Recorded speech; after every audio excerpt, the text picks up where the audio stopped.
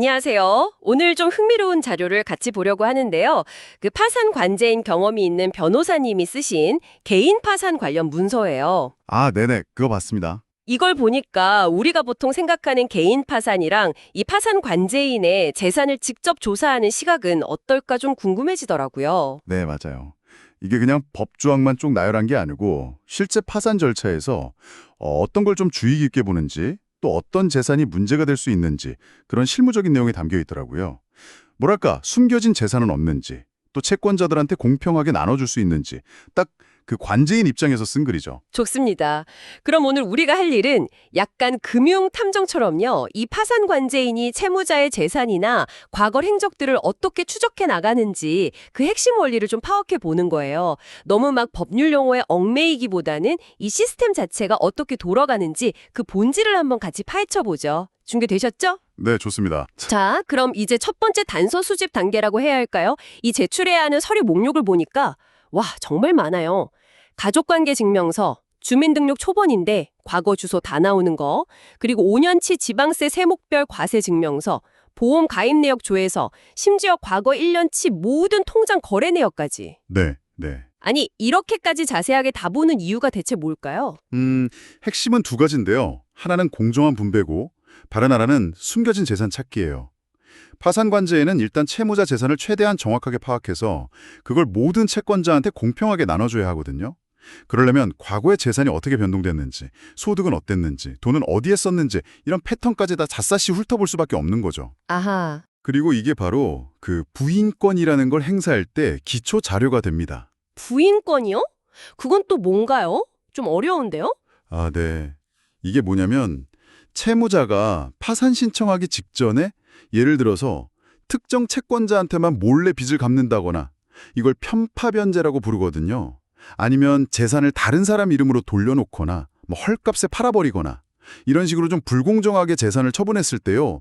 그걸 다시 원상복구시키는 거예요. 그래서 파산재단, 그 채권자들한테 나눠줄 그 재산 풀로 다시 가져오는 거죠. 와. 네, 아주 강력한 권한입니다. 일종의 되돌리기 찬스 같은 거죠. 와, 진짜 강력하네요. 그럼 구체적으로 어떤 재산들이 주로 문제가 되는 걸까요? 이 자료 보니까 우리가 흔히 생각하는 뭐 집, 보증금 이런 거 말고도 보험 해약하면 나오는 환급금, 퇴직금 일부, 네, 맞아요. 심지어는 배우자 명의 재산이나 이혼할 때 재산 나눈 것까지 들여다볼 수 있다고요. 생각보다 범위가 엄청 넓은데요? 맞습니다. 원칙적으로는 채무자한테 현재든 아니면 뭐 잠재적으로든 이익이 될 수 있는 가치가 있는 건 다 조사 대상이라고 보시면 돼요.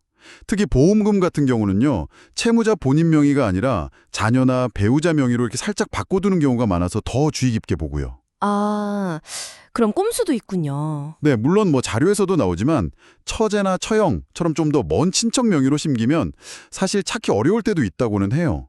그리고 또 빚이 이미 많은 상태에서 배우자한테 재산을 넘겨줬다거나 아니면 이름만 빌려준 거, 명의신탁이라고 하죠. 그런 경우도 문제가 될 수 있습니다. 아니, 배우자 명의 재산까지요? 그럼 뭐 기준 같은 게 있나요? 무조건 다 가져오는 건 아닐 거 아니에요. 아, 네. 당연히 무조건 뺏는 건 아니고요. 2020년에 그 서울회생법원 실구준칙이 개정되면서 기준이 좀 더 명확해졌어요. 주로 이제 채무자가 경제적으로 이미 어려운 상태, 그러니까 빚이 재산보다 많은 상태에서 재산을 옮기거나 숨긴 경우, 뭐 그런 경우에 한해서 환수하는 쪽으로 가닥을 잡고 있습니다. 아, 그렇군요. 기준이 있긴 있네요. 네. 이야, 정말 꼼꼼하게 보네요. 심지어 자료에서는 파산 관제인이 구글링을 하거나 휴대전화 통화 내역까지 뒤져서 위장 사업이나 숨겨둔 재산을 찾아낸 사례도 있다면서요. 네, 맞아요. 그리고 금융결제원의 페이인포 사이트, 그거 자동이체 통합관리 서비스잖아요. 거기도 한번 들어가 보라고 권하고요. 그렇죠. 채무자가 하는 말만 믿을 수는 없으니까요. 객관적인 자료로 이렇게 저렇게 교차 확인을 해보는 거죠. 이런 조사를 하다가 만약에 재산을 일부러 숨기거나 아니면 거짓말을 한 사실이 드러나면요.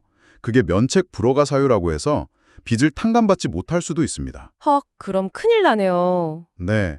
그러니까 정직하게 모든 걸 다 공개해야만 새로운 출발의 기회도 주어진다. 뭐 이런 제도의 취지가 반영된 거라고 볼 수 있죠. 상속재산 관련 파산은 또 더 복잡한 문제들이 얽혀 있고요. 그렇군요. 와, 정말 정직성이 무엇보다 중요하네요. 네, 맞습니다. 결국 이 개인 파산 절차라는 게 단순히 빚을 그냥 뿅 하고 없애주는 마법 같은 게 아니고요. 채무자의 모든 금융관계를 아주 투명하게 다 드러내고 법원의 감독 아래서 공정하게 정리하는 과정인 거죠.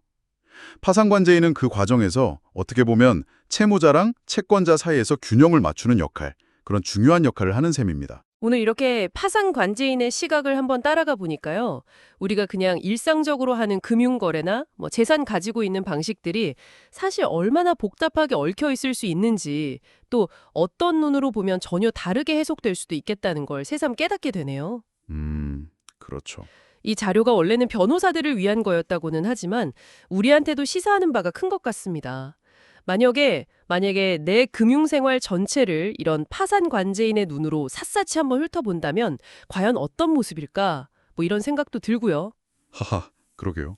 어쩌면 우리가 그냥 당연하다고 생각했던 것들, 그 이면에 예상치 못한 어떤 연결고리나 문제점 같은 게 숨어 있을지도 모른다는 생각이 드네요.